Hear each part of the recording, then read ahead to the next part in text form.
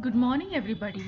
आज हम economic infrastructure के तहत डेवलपमेंट ऑफ ट्रांसपोर्ट्स, रेलवेज और रोडवेज का जो डेवलपमेंट हुआ है, विकास हुआ है, उसके बारे में हम चर्चा करेंगे। सबसे पहले हम लेते हैं इकोनॉमिक इंफ्रास्ट्रक्चर के तहत डेवलपमेंट ऑफ रेलवेज। रेल परिवहन का विकास किस प्रकार से हुआ है। तो देखिए, आधुनिक विश्व में ऊर्जा के साथ साथ परिवहन व्यवस्था का विकास भी औद्योगिक विकास की मूलभूत अनिवार्यता है, और यही कारण है कि विकासशील देशों में परिवहन व्यवस्था के विकास को आर्थिक विकास के कार्यक्रम में अत्यधिक महत्व दिया गया है। परिवहन व्यवस्था उत्पादन केंद्र, वितरण क्षेत्रों तथा अंतिम उपभोक्ताओं के बीच एक मूल कड़ी का काम करती है। वह अर्थव्यवस्था के एकीकरण व समन्वय का भी उपयोगी माध्यम है। परिवहन के मुख्य साधन हैं रेल परिवहन, सड़क परिवहन, जल परिवहन तथा वायु परिवहन। भारतीय अर्थव्यवस्था में आर्थिक समृद्धि 8% प्रति वर्ष की गति से होने पर परिवहन व्यवस्था में 10% प्रति वर्ष की वृद्धि संभावित है। और परिवहन के लिए देखिए, भारत में जो परिवहन व्यवस्था है उस पर उपयुक्त मात्रा में संसाधन खर्च न किए जाने के कारण तथा परिवहन प्रणाली के खराब प्रबंधन के कारण परिवहन आधार संरचना का रखरखाव सही ढंग से नहीं हो पाया है। इससे परिवहन उपकरणों की घिसाई व टूट-फूट होती है, वाहन पथ क्षतिग्रस्त होते हैं, परिवहन व्यवस्था में अकुशलताएं बढ़ती है तथा प्रदूषण स्तरों में वृद्धि होती है। इसके अलावा सही नियंत्रण के अभाव में सुरक्षा स्तर वांछित स्तरों से बहुत कम है। यही कारण है कि भारत में सड़क दुर्घटनाओं में मरने वालों की संख्या पश्चिमी देशों की तुलना में कई गुना अधिक है। और सुरक्षा का मुद्दा रेल परिवहन की भी एक मुख्य समस्या है। तो रेल परिवहन की जहां तक बात है, विश्व में रेलवे के विकास तथा विस्तार ने परिवहन प्रणाली में क्रांतिकारी परिवर्तन कर दिए हैं। भारत में लंबी दूरी की यात्रा के लिए और माल की ढुलाई के लिए रेल परिवहन मुख्य साधन है। रेल परिवहन ने भारत में लगभग 160 वर्षों से राष्ट्रीय एकीकरण की महत्वपूर्ण भूमिका निभाई है। और आप सबको पता होगा, पहली रेलवे लाइन 1853 में बंबई से थाने के बीच चालू की गई थी। रेलवे लंबी दूरी तय करने के लिए तथा भारी भरकम सामान जैसे कच्चा लोहा और इस्पात, भारी मशीनरी, खनिज पदार्थ इत्यादि एक स्थान से दूसरे स्थान तक ले जाने के लिए सबसे उपयुक्त साधन है। और रेलवे खानों से तथा देश के अन्य भीतरी भागों से कच्चे माल को उद्योगों तक ले जाने का काम करती है। वह देश के विभिन्न क्षेत्रों को एक दूसरे से जोड़ती है तथा लोगों की व्यावसायिक गतिशीलता में वृद्धि करती है। संक्षेप में, वह आर्थिक विकास की प्रक्रिया में महत्वपूर्ण भूमिका निभाती है। मार्ग लंबाई की दृष्टि से भारतीय रेलवे अमेरिका, रूस, चीन के बाद विश्व की चौथी सबसे बड़ी रेलवे है। जहां तक माल यातायात का संबंध है, यह पुनः चौथे स्थान पर है, परंतु इन तीन प्रणालियों से काफी पीछे है। यात्री यातायात के मामले में यद्यपि जापान इससे अधिक यात्रियों को ढोता है, परंतु यात्री किलोमीटर की दृष्टि से भारतीय रेलवे सबसे आगे हैं। भारतीय रेलवे की कुल लंबाई 65808 किलोमीटर है, जिसमें से 22,200 किलोमीटर यानी 34% का विद्युतीकरण किया जा चुका है। वर्ष 2014-15 में रेलवे ने 822.4 करोड़ यात्रियों को अपने गंतव्य स्थानों तक पहुंचाया और 109.5 करोड़ टन आय अर्जक माल की ढुलाई की। और फिर रेलवे 3 लाइनों पर सेवाएं उपलब्ध कराती है: बड़ी लाइन, मीटर लाइन तथा छोटी लाइन। बड़ी लाइन नेटवर्क सबसे बड़ा नेटवर्क है तथा यात्री यातायात व माल ढुलाई में इसका मुख्य हिस्सा है। अब हम देखते हैं कि आयोजन काल में रेलों का विकास किस प्रकार से हुआ है भारत में।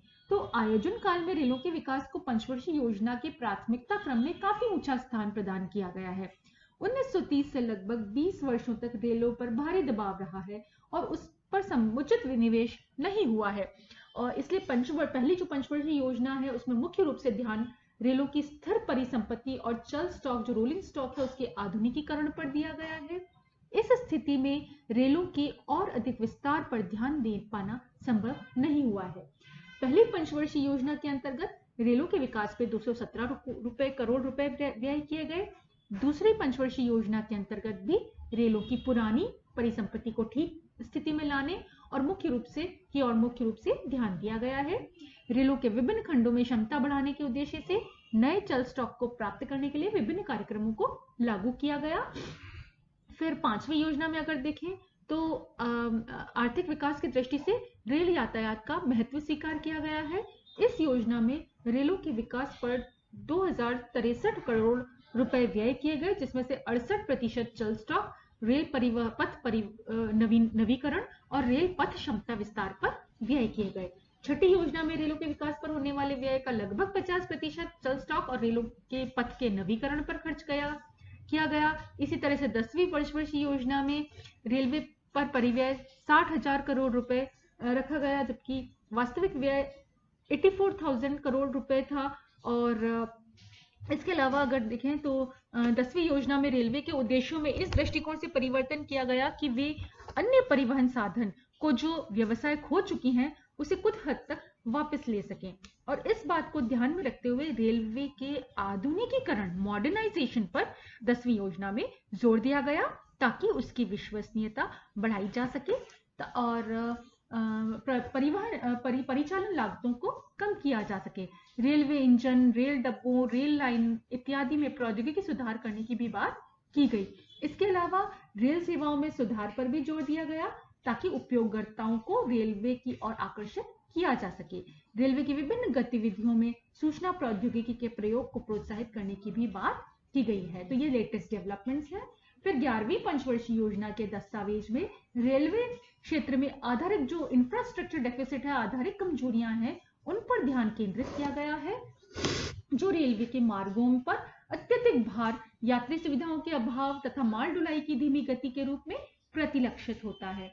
11वीं पंचवर्षीय योजना में रेलवे के लिए जो उद्देश्य रखे गए उसमें क्षमता में वृद्धि करना है, फिर आपका प्रौद्योगिकी में सुधार करना है, फिर उच्च अनुरक्षण मापदंड प्राप्त करना है, अचीविंग हायर मेंटेनेंस स्टैंडर्ड्स प्राप्त करनी है, फिर यात्रियों के लिए बेहतर सुविधा व सुरक्षा का प्रबंध, सेफ्टी एंड पैसेंजर एमिनिटीज को बढ़ाना है, सुरक्षा के जो प्रबंध है वो करना है।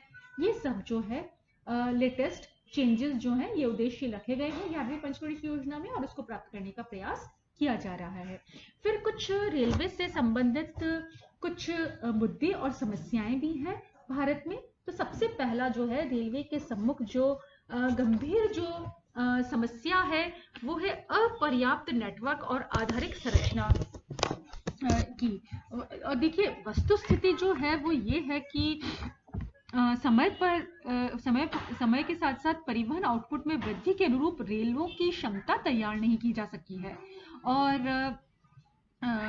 जो परिवहन आउटपुट की तुलना में आधारिक जो संरचना है उसका विस्तार बहुत कम गति से हो पाया है रेल परिवहन के क्षेत्र में।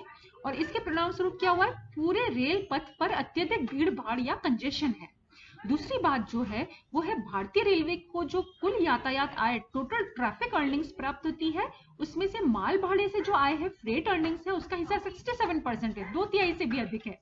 और भारतीय रेलों की माल भाड़ा दर विश्व में सर्वाधिक माल भाड़ा दरों में से है। और इसका मुख्य कारण यह है कि भारत में यात्री किराए विदेशी रेलवे की तुलना में बहुत कम है, जिससे यात्री यातायात पर बहुत अधिक हानि उठानी पड़ती है। और उच्च माल भाड़ा दरें कम यात्री दरों की भरपाई करती है और इसके परिणाम स्वरूप जो है भारत में यात्री किराया माल भाड़ा अनुपात विश्व में सबसे कम अनुपातों में से है। और उच्च माल भाड़ा दरों के परिणाम स्वरूप वस्तुओं की आवाजाही की लागत बढ़ जाती है, जिससे अर्थव्यवस्था में जो है स्फीतिकारी प्रवृत्ति यानी इन्फ्लेशनरी जो टेंडेंसीज है उनको बल मिलता है। फिर रेलवे का तीसरी बात है कि रेलवे का यातायात पैटर्न अत्यधिक विकृत है और स्वर्णिम चतुर्भुज जो गोल्डन क्वाड्रिलेटरल मार्ग हैं, जो 4 महानगर जो है आपके दिल्ली, मुंबई, कलकत्ता, चेन्नई को जोड़ते हैं, उस पर यातायात का अत्यधिक भार है। इसके अतिरिक्त जो 247 जो सेक्शंस हैं उसमें से 161 सेक्शंस में से यानी 67 जो सेक्शंस हैं, खंड हैं, उन पर 100% से भी अधिक उपयोग दर रिकॉर्ड की गई है। इससे इस घने व अत्यधिक भार वाले जो रेल मार्ग है उस पर माल ढुलाई की गति पर अत्यंत प्रतिकूल प्रभाव पड़ा है और खानों और बंदरगाहों तक जाने वाले रेल मार्गों पर भी दबाव बहुत ज्यादा बढ़ गया है। चौथी बात जो है वो माल और यात्री यातायात दोनों के लिए एक ही कॉमन कॉरिडोर है या एक ही गलियारा है। मालगाड़ियों और धीमे चलने वाले यात्री गाड़ियों के लिए एक ही कॉरिडोर में होने से क्या होता है, तीव्र यात्री सेवाएं चलाना अत्यधिक कठिन है और इसके अलावा यात्री यातायात पर जोर के कारण यात्री गाड़ियों को माल गाड़ियों की तुलना में अधिक वरीयता दी जाती है।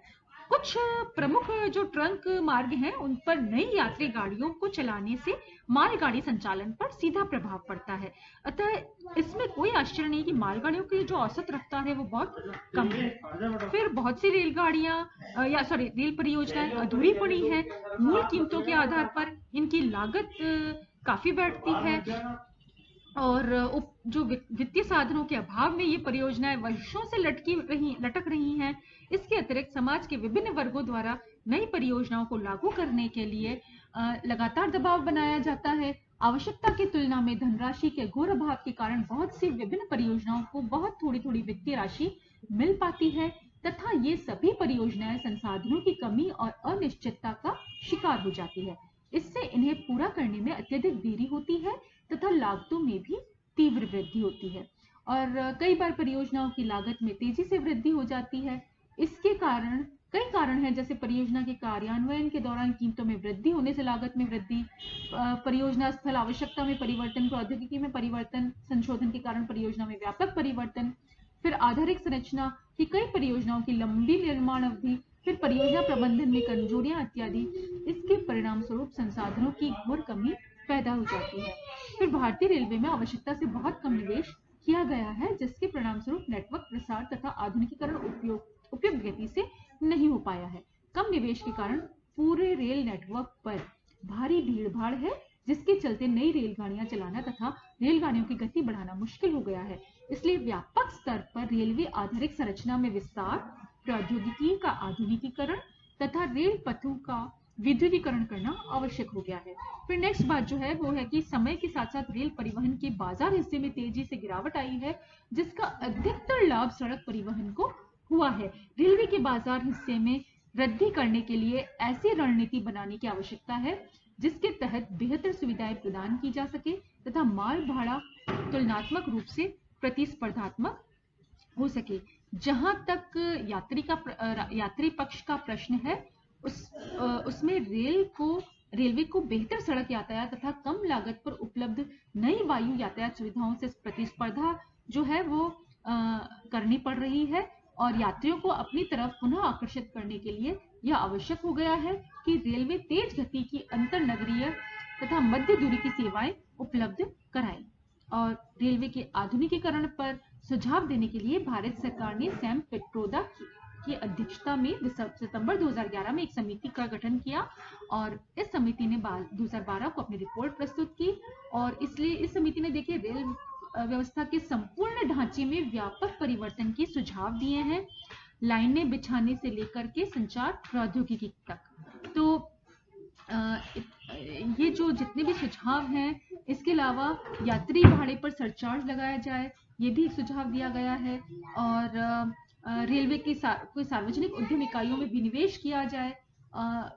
तो और फिर जो है एक और ये है कि आधुनिकीकरण के कार्यक्रमों को बढ़ावा दिया जाए ताकि रेलवे की संपूर्ण आधारिक संरचना का जो कायाकल्प है वो किया जा सके। अब हम देखते हैं भारत में सड़क परिवहन। देश में सड़कों के जाल को 4 वर्गों में विभाजित किया जा सकता है: राष्ट्रीय राजमार्ग, राज्य राजमार्ग, मुख्य जिला सड़कें तथा ग्रामीण सड़कें। और राष्ट्रीय राजमार्ग जो है वो देश की मुख्य सड़कें हैं तथा बड़े शहर तथा बड़े औद्योगिक केंद्रों को जोड़ने का काम करती हैं।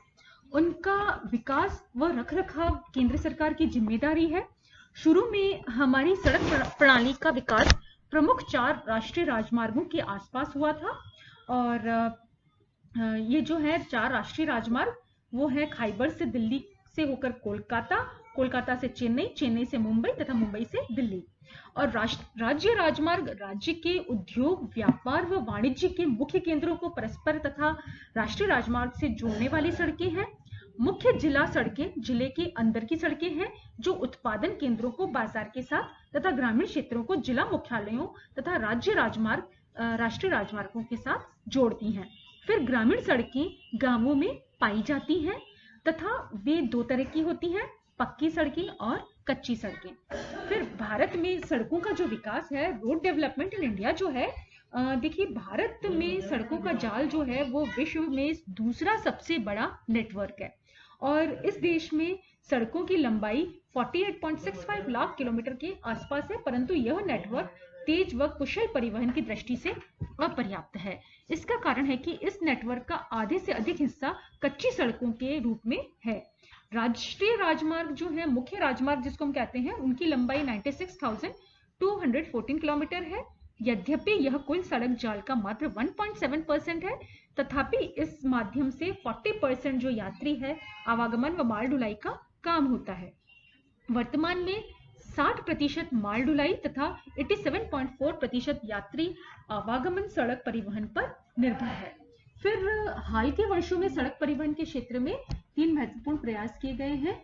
राष्ट्रीय राजमार्ग विकास परियोजना, नेशनल हाईवेज डेवलपमेंट प्रोजेक्ट, प्रधानमंत्री जोड़ो परियोजना, प्रधानमंत्री भारत जोड़ो परियोजना ऐसे कहते हैं, तथा प्रधानमंत्री ग्राम सड़क योजना। फिर NHDP का उद्देश्य जो है वो है अच्छी क्वालिटी के राजमार्गों का निर्माण करना, और ये जो आपका प्रधानमंत्री भारत जोड़ो परियोजना है, इसका उद्देश्य मुख्य नगरों को NHDP राजमार्गों से जोड़ना है। और प्रधानमंत्री जो है ग्राम सड़क जो योजना है वो ग्रामीण सड़कों के निर्माण का कार्यक्रम है। फिर NHDP देश में शुरू किया गया अब तक का सबसे बड़ा राजमार्ग निर्माण कार्यक्रम है।